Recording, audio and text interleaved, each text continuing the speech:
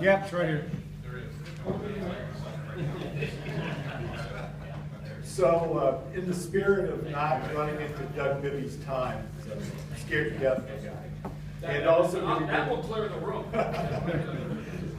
giving the maximum amount of time to Woody Nash to give his presentation on automated parking. Let me just briefly introduce Woody. He is the president of Gotham Parking and lives in northern New Jersey.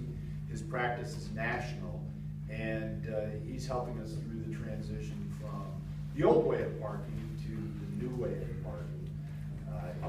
Again, he lives in northern New Jersey. His practice is national and is a graduate of Rollins College. Woody. Good afternoon, everyone. Thank you, Robert, for inviting me to speak here today, and I will try to keep this brief. Got a lot to fit in here in 20 minutes, so we're going to move along pretty quickly. Let me just take a quick poll here in the room. Who in the room has seriously considered automated parking for a project that they were building? Okay, that's pretty good show of hands.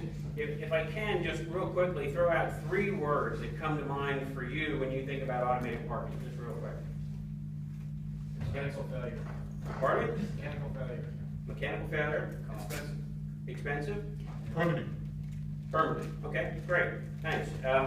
Let's real quickly just have a baseline understanding of what is automated parking. So this is not automated parking, this is mechanical parking. And the differentiation is that mechanical parking requires a human valet to move the cars in and out of the systems. You see these all over the streets in New York City. They're operated typically with hydraulics. And that is not what I'm going to talk about here today, although it is something that I do sell into the marketplace. But today we're going to talk about automated parking systems. And there are 4 primary systems for automated parking design. The first on the upper left-hand corner is what we would call a rolling tower crane. Okay, a rolling tower crane was adopted from warehousing systems and is guided by a rail that's mounted in the floor and in the ceiling. It moves back and forth and picks cars out of the parking bay where you enter the system, sort of like a single car garage with some sensors in it. And that device will actually come down, remove the car from the parking bay, and then go sideways and up and down in the same motion on one device, and then deposit the car into a shelf, right, which is the storage area of the garage. And actually, I believe this is the same type of system that, Robert, you had put in down in Washington, D.C., right? At Grand Park. Yep, at Grand Park in 2002. So the systems here have some pros and some cons, and you'll find that of all the systems in the marketplace. The pro for this system is that it is really fast for a single retrieval. The problem with it is that it only picks one car at a time, so it does what we call serial processing rather than simultaneous processing. If you have 5 people coming to the garage at one time, a queue will form instantly, and the system will have to work through those retrievals or inbound parking transactions. The good news about this system is that it's one device primarily to maintain, right? So that's a simpler thing about it. The bad news is that if it breaks, right, then the entire garage is shut down, right? That's why typically you see this system being implemented in New York City, where if you can't get your car, you can go to a street corner and get to anywhere in the world from that street corner. It works there. Out in suburban New Jersey, maybe not so much, right? And so you do see that problem with these systems. Because there's only one mechanism, it does make it a little bit more cost effective, but in terms of space, it's not so cost effective because you have that whole atrium in the middle that's essentially wasted, right? And by the way, historically, I think this is changing, fire departments really hated that atrium because they kept envisioning running in there to put out a fire and falling down into the atrium. I think we've gotten past that issue by and large in most major markets, but it is still a concern and a factor because there is no building code for automated parking systems. So the next system which evolved is a rail-guided system as well, and it's what we would call a lift and shuttle system.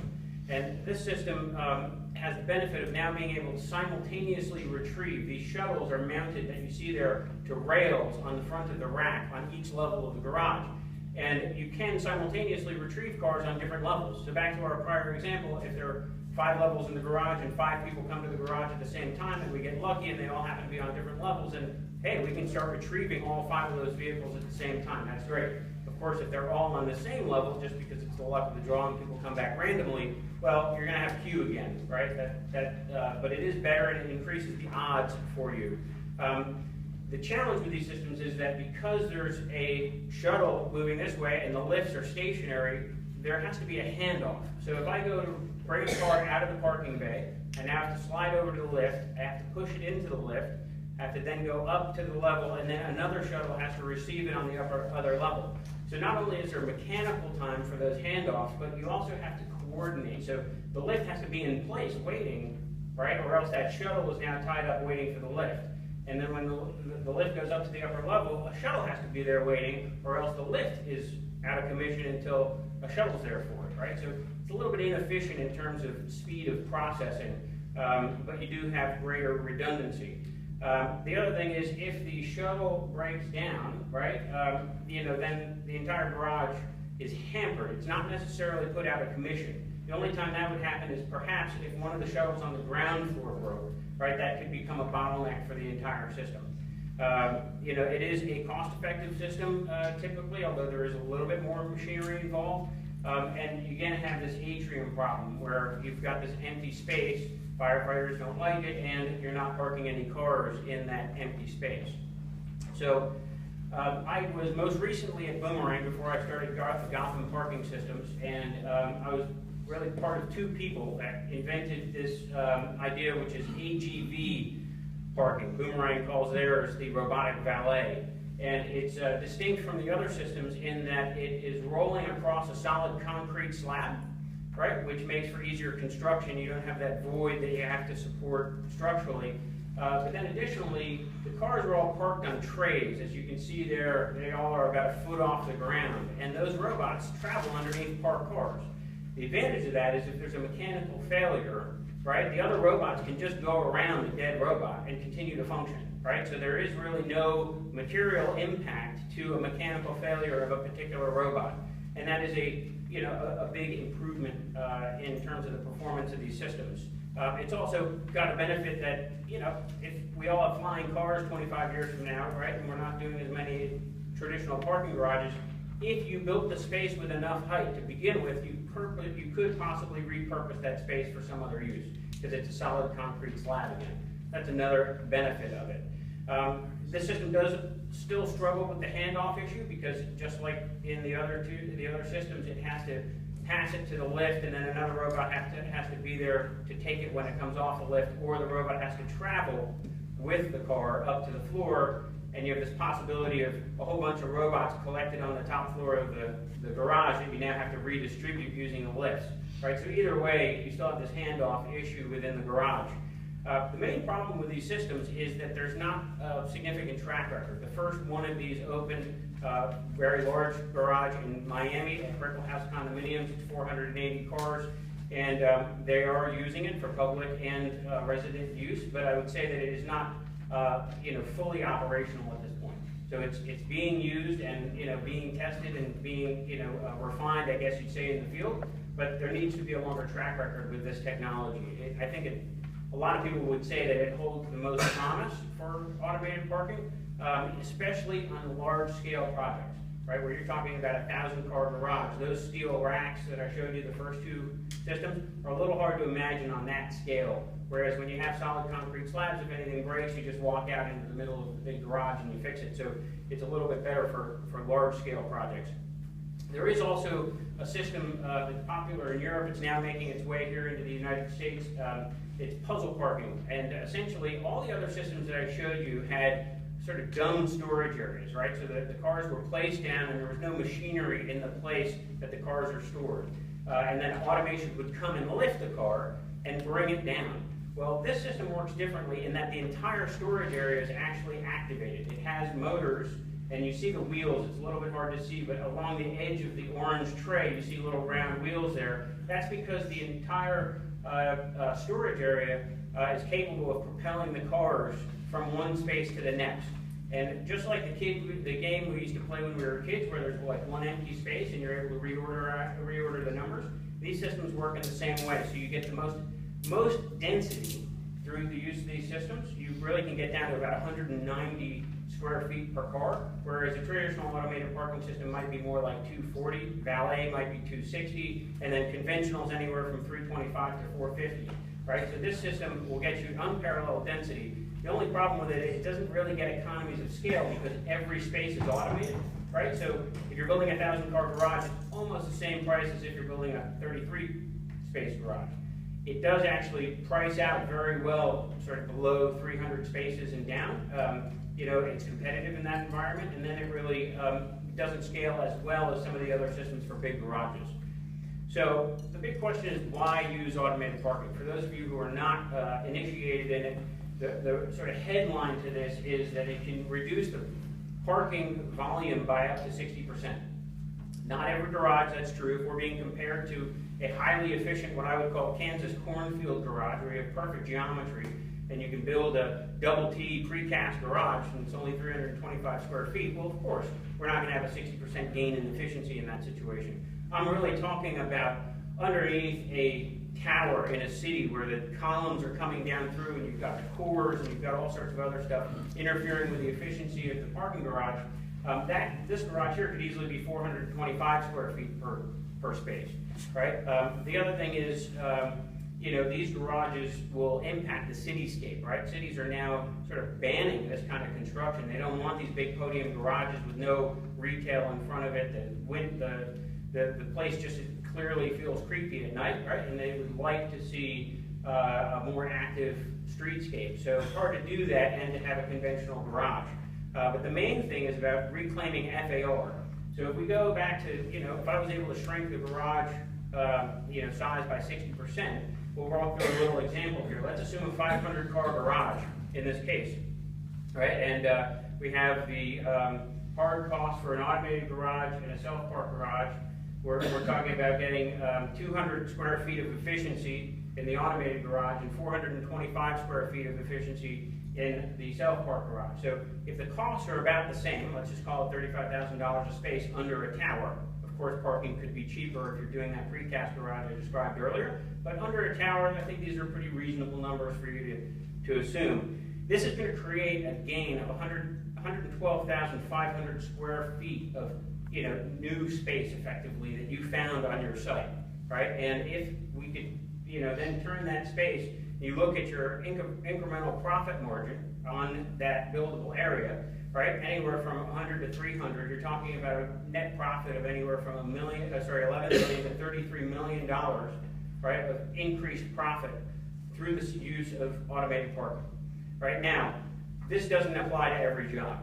For this to really work, parking needs to count against your FAR, where you have to have a height restriction, right? Where you put in the garage in terrible soil conditions where you don't want to dig, right? In those particular situations, you'll see these kind of economic benefits, right? There are few and far between, but we look hard for them because that's where automated parking becomes a quote-unquote no-brainer, right? You can become very comfortable all of a sudden with risk and permanence and, you know, obsolescence because you're talking about improving the economics of the project pretty significantly. So another reason we get brought in is because there's painful excavation and foundation work that needs to be done. And so by shrinking the size of the garage again up to 60%, we're taking out the most expensive and most painful levels of the garage. You still may need to dig a basement, but you're going to not have to maybe underpin, you know, to the neighboring building. Or, you know, there's other things that could be avoided and accelerate your construction timeline, get your building rented up faster, right? That's like found money. If I can, you know, get your building open 3 or 4 months earlier, that just fell out of the sky, right? And so we look at that very carefully when we're looking at these kind of projects. You can also earn LEED points. Obviously, parking itself cannot be LEED, right? But as part of your project, right, that has other uses, you can get LEED points through the use of automated parking in your garage. You know, you're reducing the exhaust. You don't have the same mechanical ventilation needs that are running, you know, throughout the day, and lighting as well is greatly reduced. You're also theoretically using less building materials in the process. It's an improved user experience. There's all sorts of ways that you can get LEED credit for it. But what's really driving the market today is that this is being viewed as the ultimate high-tech luxury amenity, right? So this is a Zaha Hadid building, a related building in New York City, right? It's got an automated parking system in it. In Miami, I'm told that it's effectively kind of a must-have item in a condo project down there. You know, it is used in my multifamily as well, and it really just gives you a way. I mean, look, everybody has the same marble countertops and the same elliptical machines and a pool, right? You can put in the dog washing station, but how are you going to differentiate your product? Well, right now, automated parking is a way to really separate your product. I live in New Jersey, and there's a lot of projects in Jersey City that have like 9-level garages that you have to drive through, and you can hear the tires squealing as people are going around and around looking for a space where they know they're not going to get their door dented in. You know, so it's really not a pleasant experience for people. And if you fast forward 10 years, you have the same 2 towers, right, with 500-car parking systems. One has a ramp and roam garage, I call it. The other has a pull off the street, white glove valet experience with automation, except you don't have to hand your keys over to a guy in a bow tie. You actually get to keep your keys, you know, lock up your Tesla and go up to your apartment with your groceries. Which building do you think is going to have higher rents, right, at that point? Assuming that the technology is working and working well for you, I think it's going to be the automated parking system. It's a better experience for the user and thus seen as a luxury item. So why has U.S. adoption been slow? I'm going to kind of clip through these, but when it started out, they were all overseas suppliers, right? So people said, wow, that's just a lot of risk. I don't speak German. You know, I hear they don't work in August. You know, I'm not really wanting to take that on. Then you had an issue of the software, which quickly came up in a project here in the U.S. that had difficulties. Who owns the software? What's that license? Is it in escrow? What if they go bankrupt? Like, there was all these issues, and it's like, hey, look, I'm a developer, right? I barely understand the wiring in my buildings. I do not need to take on software, risk as well. That has subsequently been resolved a little bit. As I mentioned earlier, the firefighters, right, or were rightly so very concerned about this. They've never seen anything like this in their buildings. We tend to want to go in. The first reflex of the firefighter is I have to get in there, right, and put out the fire, right? Well, it took them a little while to realize that this is unoccupied space. There's nobody to save, right? You put sprinklers in there, you put a fire separation between the parking cavity, the rest of the building. You can just let it burn out, right? You don't have to run in there and try to save people. So now the fire approvals are getting a lot easier. There were a lot of concerns, and this remains a concern today, and rightly so, right? Automated parking is not right for every type of project, right? About queuing and waiting times. The cities worry about queuing, trying to get into the garage, right? And you as the developers are concerned about the waiting times for the customers, right? I mean, you have to wait 11 minutes outside of New York City. 11 minutes in New York City is a home run. You just did really well. But anywhere else in the country, 11 minutes would be unacceptable, and it might hurt your ability to rent those units, right? So people are very concerned about that user experience, and rightly so. This is how banks saw automated parking, right? So given all the other things that I said earlier, they said, well, you can do it with your money, but you're not doing it with my money, right? And I think, that led to people who were worried that the Donald would show up and deliver them the message if they were the guy that put in the automated parking system that didn't work, right? And they're just seen as unnecessary career risk, right? I'll put a 9-level ramp and roam garage in and forget about, trying to do something progressive. So the good news is that it's now safe to get back into the water, or, to use automated parking. The market is taking off. On the left-hand side, you can't see it because it's hard on the screen, but there are 13 projects that I counted, certainly some I probably missed here, that are completed and operational here in the United States. There are another 13 that are under construction right now. So you can see there's a lot of velocity, obviously tied to the building cycle, but there are probably, I say 12 plus projects. I think it's probably more like 20 that are very close to breaking ground that I know of, and there's a lot that I don't know of. So I think you're seeing now that the banks and the fire and all the issues that I mentioned are now being resolved. The foreign companies are now setting up subsidiaries so you can directly contract with the manufacturers, and it's becoming a more mature and stable marketplace. So these projects are making it now easy for you as you look in research projects to find reliable vendors, right? To get your lender to be comfortable, to get the project approved and not be at risk of undesirable delays, right? And then to tap and realize that profit potential that I mentioned earlier. Every good project really needs to have a feasibility analysis done, and to simplify that greatly, there's three primary things in a feasibility analysis. The density, right? How much space am I going to actually save you through using it? The cost, right? Versus whatever other costs that you have a conventional or valet system that you're analyzing. And then VPH is an easy way to fit on that ball the word throughput, right, which is often used in our industry to talk about how many cars per hour can I get in and out of the system, right, given the trip generation report that you'll have for your project, right? All of that kind of comes into a stew, and out comes your feasibility decision. They also kind of compete against each other. So if I'm going to increase the density, I might decrease the vehicles per hour because it's a more congestion inside the garage, right? And if I increase or I decrease the density, I could increase the cost, right? Because I have to put in more equipment in there. So a little bit more about throughput, and this is really important for you. I can't begin to get into it in any level of detail that I should here, but you need to understand some basic things about this. If you look at that garage, right, and you say, how am I going to get to the car in the back row? The first thing you'll notice is that there are no empty spaces, right? So if I'm going to pull a car out, this one's designed, as you can tell, because it's got the empty atrium there, for either a tower crane system or a lift and shuttle system. So you look at that and you start thinking, well, okay, I'm going to be like a kid here. I'm going to move the first car, and you say, well, where am I going to put it? Well, this was done by an architect. No offense to architects, but they did not know to leave empty spaces on this, right? So they need to leave some empty spaces to be able to move the cars into, right? And if you think now about, I got to go back and move the second car and then go to the third car, you realize that this is a developer that maybe is really trying to push the envelope of what is a proper design for an automated parking system, because he's parking 3 deep in a residential building, right? And I would really need to see the trip generation report to feel comfortable with this kind of density for that kind of system, right?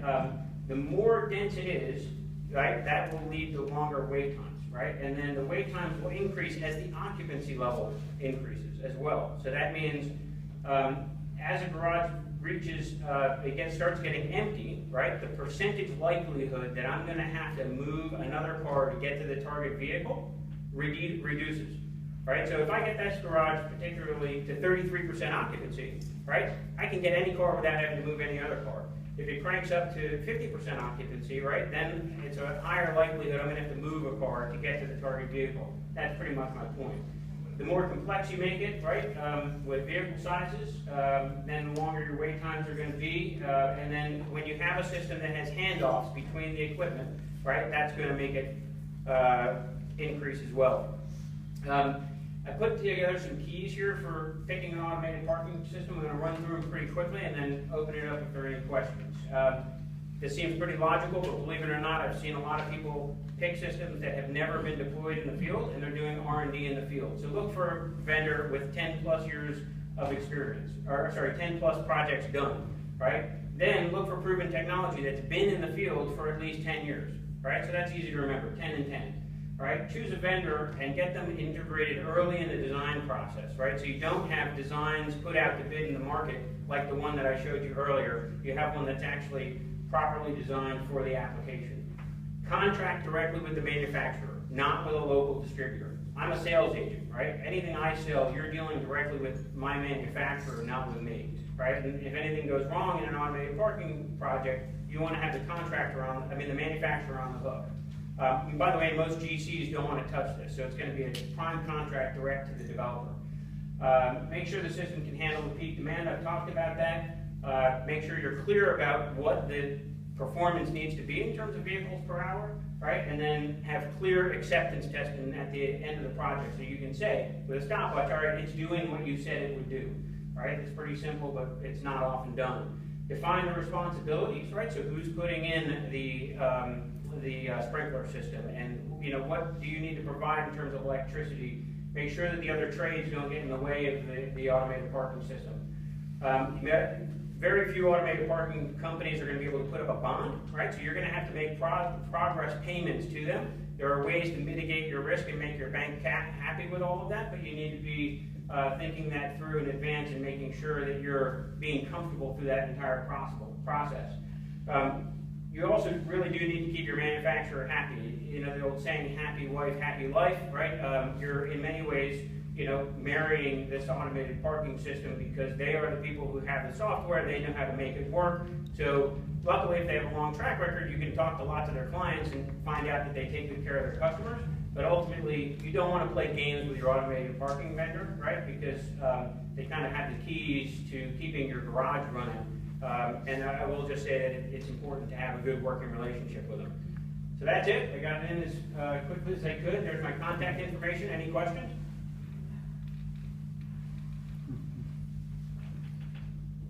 I did a great job then. All right, thanks for your time.